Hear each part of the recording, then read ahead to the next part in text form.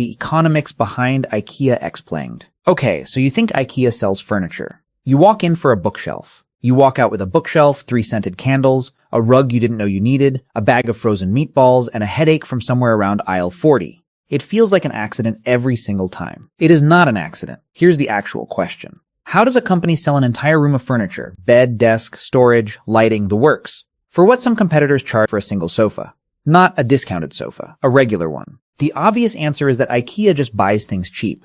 That answer is wrong, or at least it's incomplete enough to be useless. The real answer is that IKEA rebuilt almost every step of the furniture business, and it did that by moving costs off its own books and onto yours. And one of IKEA's biggest cost-saving decisions isn't something the company does for you. It's something it makes you do yourself. Traditional furniture retail is a straight line. Factory, warehouse, truck, store, your living room. Usually with a delivery guy who wants a tip. Every link in that chain costs money, and every one of those costs eventually lands on the price tag. IKEA looked at that chain and asked a different question. What if the furniture just came apart? Legs unscrew. Shelves lie flat. The whole thing folds into a box the size of a pizza. Suddenly you don't need a delivery truck built for couches. You need a cardboard box and a car with a back seat. This is flat pack, and it is not a packaging gimmick. It's closer to a financial instrument. Flat packing cuts shipping volume by 50 to 75% compared to fully assembled furniture. That means a single container can carry roughly double the inventory. Double the inventory, same shipping bill. So here's the trade nobody says out loud. IKEA hands you a lower price. In exchange, you become the delivery driver and you become the assembly line. That's not IKEA getting one over on you.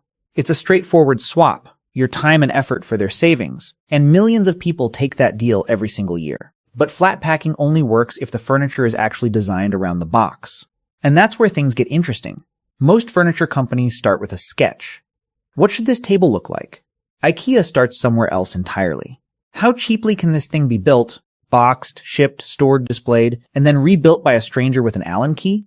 That sounds backwards. It is deliberately backwards, and it's the whole trick. IKEA designers are frequently handed a target retail price and a pallet size before they're handed a design brief. The standard European pallet is 120 by 80 centimeters, and IKEA products are engineered to fit that grid with almost no wasted space. When the company developed its PS metal cabinet back in the 1990s, engineers were locked into a disassembled footprint of 119 by 38 centimeters. Not because that looked nice, but because that number stacked perfectly on a pallet with zero overhang.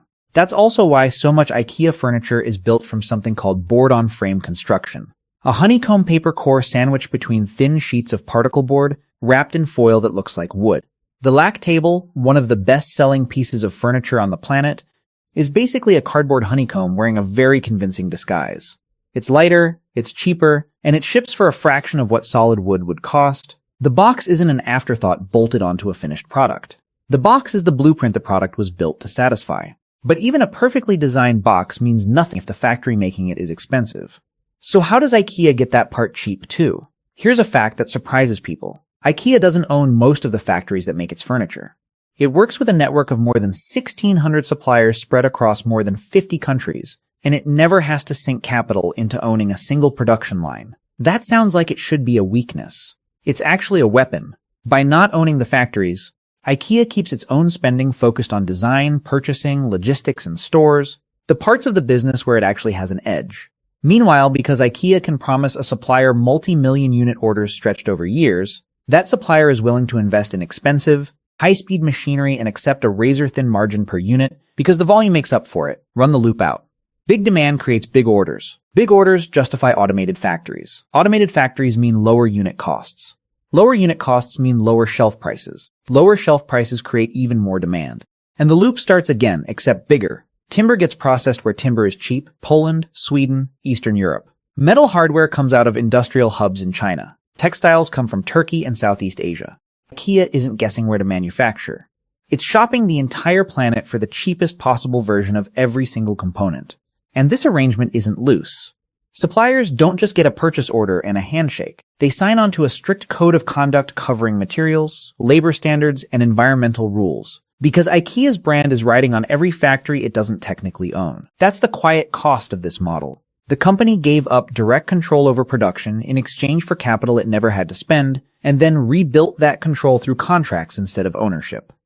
Give something up on one side of the ledger, and get something bigger back on the other.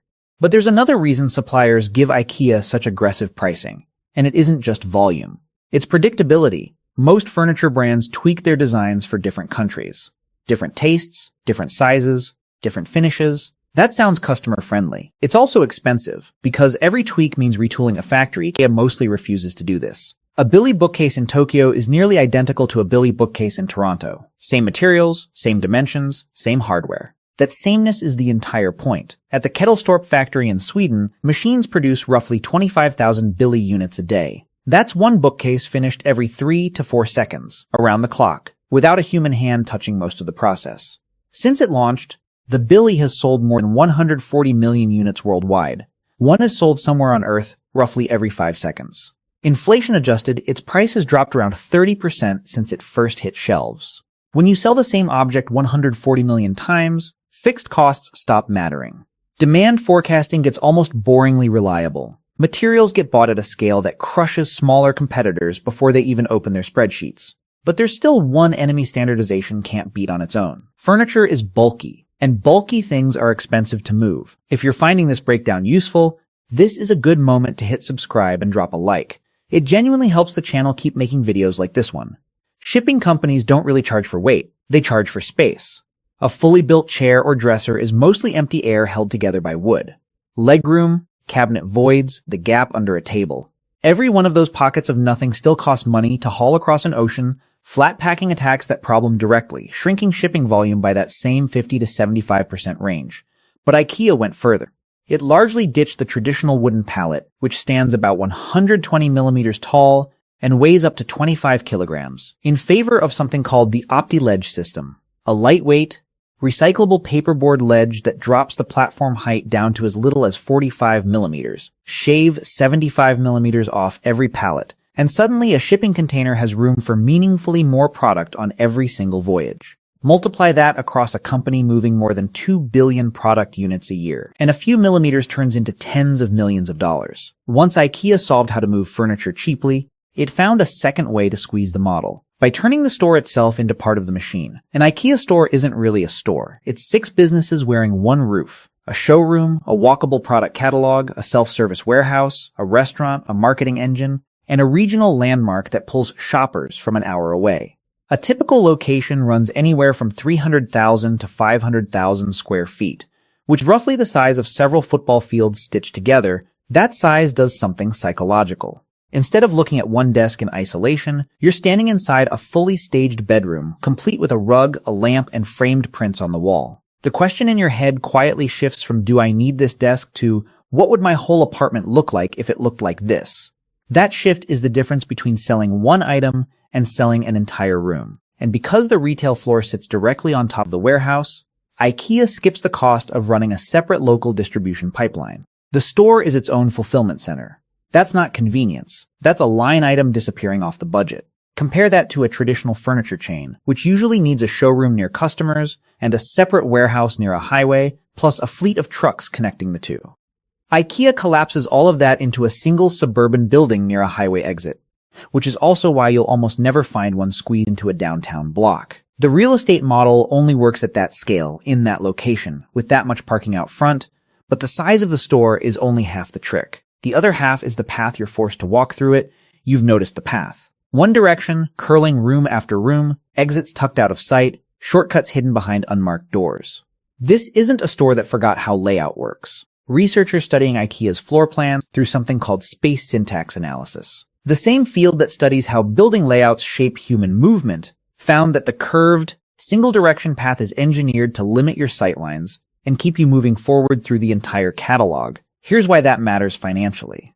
Once you're deep into the layout, backtracking to grab something you saw 2 rooms ago feels like too much effort. So instead, you pick it up right then. Multiply that hesitation across every visitor, and you get a number that should stop you in your tracks. Roughly 60% of everything bought inside an IKEA is completely unplanned, 60%. Most of what leaves the building in your cart was never on your list when you walked in, and once that maze finally spits you out of the showroom, it doesn't send you to a cash register. It sends you into a warehouse to finish the job yourself. At a normal furniture store, an employee retrieves your item, hauls it to a loading dock, and loads your car, assuming they don't just schedule a delivery truck instead. That's paid labor, and paid labor costs money. At IKEA, you do it. You write down the aisle and shelf code from the showroom tag. You wheel a flatbed cart through towering warehouse racks. You lift the box yourself. You push it through checkout, and then you load it into your own car and drive it home. IKEA didn't eliminate that labor cost. It just handed it to you in exchange for a lower price. That's the deal in its cleanest form. You're not doing IKEA a favor. You're accepting a trade you can walk away from at any point by shopping somewhere with worse prices and better service, which raises an obvious question. If you're doing this much of the work yourself, why not just order cheaper furniture online and skip the trip entirely? If IKEA were purely about cheap self-assembled furniture, a random import site could undercut it within a year. That's not what's actually being sold here. IKEA sells a version of your future apartment, organized, bright, distinctly Scandinavian, and somehow always tidier than your actual home has ever been. The staged rooms aren't decoration. They're the pitch. You're not comparing one lamp's price against another lamp's price. You're comparing what an entire coordinated life might cost, and that framing makes individual items feel almost incidental. That's how IKEA avoids the trap every discount retailer eventually falls into, competing purely on price and getting undercut the moment someone cheaper shows up. Affordable, modern, functional, and vaguely aspirational is a much harder position to copy than just cheap. A no-name importer can match the price of a single lamp. It cannot match the feeling of walking through an entire staged apartment and thinking, quietly, that your own place could look like that by the weekend. That feeling is the actual product being sold on the second floor of every IKEA on Earth, and it's a lot harder to screenshot and undercut than a barcode. And IKEA has one more tool for squeezing extra spending out of you while you're already there. Midway through that maze sits the restaurant, and it is not a side hustle. IKEA's food division pulls in over $2 billion a year, somewhere between 6 and 8.5% of total company revenue, feeding more than 500 million people annually and serving north of 1 billion meatballs a year worldwide. That's not a snack bar. That's one of the largest food service operations on the planet, hiding inside a furniture store. Here's why it's placed exactly where it is. Shopping a warehouse the size of an airport terminal is exhausting, and exhausted shoppers leave early. Cheap food resets that fatigue right at the halfway point, buying IKEA another hour or two of your attention and your wallet. Ingvar Kamprad, the company's founder, put it plainly, it's hard to sell furniture to someone on an empty stomach. The cheap meatballs also do something sneakier. If the food is this cheap, shoppers assume the furniture must be priced just as honestly. Controlling how long you stay inside is one problem solved. Controlling millions of products moving across the entire planet is a much harder one. Behind every showroom sits a genuinely staggering logistics operation. IKEA coordinates over 1.7 million freight shipments a year, moving more than 2 billion individual product units through 33 central distribution centers and 19 dedicated online fulfillment hubs, sourced from those 1,600 plus suppliers spread across 50 countries. At that scale, small inefficiencies stop being small. A poorly planned shipping route or an underfilled container, repeated across a network this size, can quietly cost tens of millions of dollars a year. Which also means the reverse is true. Shaving a few millimeters off a package, or improving a truck's fill rate by a couple of percentage points, can save tens of millions of dollars a year too. Centralized software tracks how fast every product line is moving through every warehouse, rerouting shipments before a regional stockout ever becomes visible to a customer. Nobody notices this layer of the business, which is exactly the point. The entire low-price promise made at the front of the store is only possible because of an unglamorous logistics operation running quietly behind it, correcting itself thousands of times a day. But none of this matters if, after all that engineering, the company still can't turn a profit. So where does the money actually come from? Here's the part most people get wrong. IKEA isn't chasing a huge profit margin on any single item. It's chasing enormous volume at a thin margin, repeated across a corporate structure most customers never think about. IKEA is split into two separate organizations, both controlled by nonprofit foundations. Inca Group runs most of the physical stores worldwide, handling real estate, staffing, and day-to-day retail. IKEA Group, sitting above it, owns the actual brand, the product designs, and the manufacturing specifications, acting as the global franchisor. And here's the number that ties the whole structure together. Every single IKEA store on the planet, including the ones owned by Inca itself, pays a mandatory 3% royalty on gross sales up to IKEA. That fee lands whether the local store had a great year or a mediocre one, 3% of everything, forever flowing upward. IKEA doesn't need every Billy bookcase to be a home run.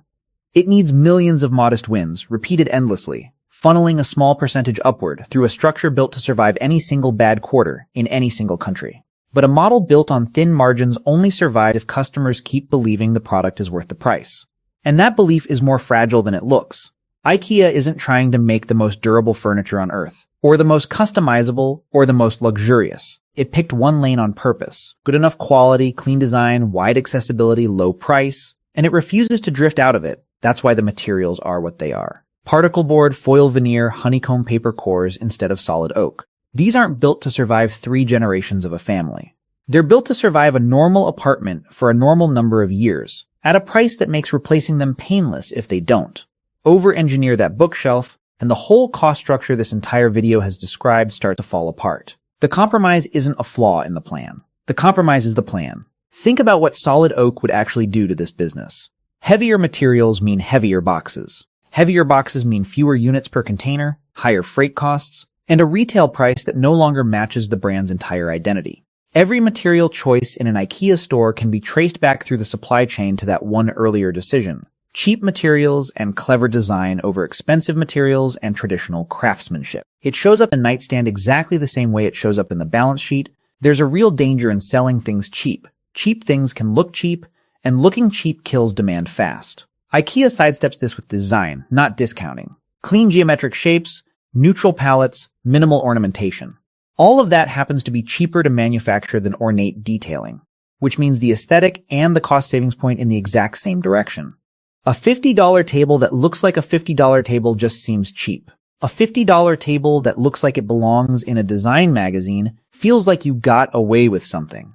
Customers aren't really comparing sticker prices. They're comparing sticker price against what they believe the object should have cost, and that gap is where IKEA quietly wins. Here's the part almost nobody expects. Making you assemble the furniture doesn't just save IKEA money on labor. It makes you like the furniture more. Researchers Michael Norton, Daniel Mochin, and Dan Ariely studied exactly this in work published around 2011 and 2012, and they found something now widely known as the IKEA effect. People who assembled a piece of furniture themselves were willing to pay roughly 63% more for it than an identical, pre-assembled version, same object, same materials, wildly different perceived value, purely because of the effort involved in building it. Classical economics says your labor should count against the value of the product, not for it. This flips that logic entirely. Struggling through step 11 of the instructions, dropping a screw under the couch, finally standing the thing up straight, that whole process creates pride, and pride creates attachment. The same mechanism that cuts IKEA's labor costs also turns you into a more loyal customer. If a model is this efficient, the obvious question is why every furniture company on Earth hasn't just copied it. Plenty of competitors have tried pieces of this playbook. Flat pack boxes, big box stores, self-service warehouses. Almost none of them have replicated the whole system, and that's exactly why the copies underperform. IKEA's actual advantage was never the cardboard box. It's the fact that every piece reinforces every other piece. Design built around pallet dimensions feeds packaging that strips out air, which feeds freight savings, which feeds supplier scale, which feeds a real estate model built to double as a warehouse, which feeds a maze engineered around impulse buying, which feeds a labor structure where you do the picking and the building yourself, which feeds a psychological bond with the very furniture you assembled. Copy the box without copying the supplier network, and you save nothing. Copy the supplier network without the maze, and shoppers walk out with exactly what they came in for and nothing else. The system only works as a system. Pull one piece out on its own, and it stops paying for itself. Put the whole thing together and a clear picture forms. Products get designed to fit a box before they're designed to look good. The box gets compressed to remove wasted air. Suppliers get squeezed through massive predictable orders. Freight gets optimized down to the millimeter. Stores double as warehouses. The layout nudges you toward things you never planned to buy. You do the picking, the hauling, and the building yourself. And across billions of transactions, tiny efficiencies compound into a business empire. IKEA doesn't sell furniture. It sells an extremely well-engineered system that happens to arrive at your house in a flat cardboard box. No system built for one era survives unchanged into the next one, and IKEA is running into exactly that friction right now. Online shopping is quietly the biggest threat. The entire model depends on you doing the picking,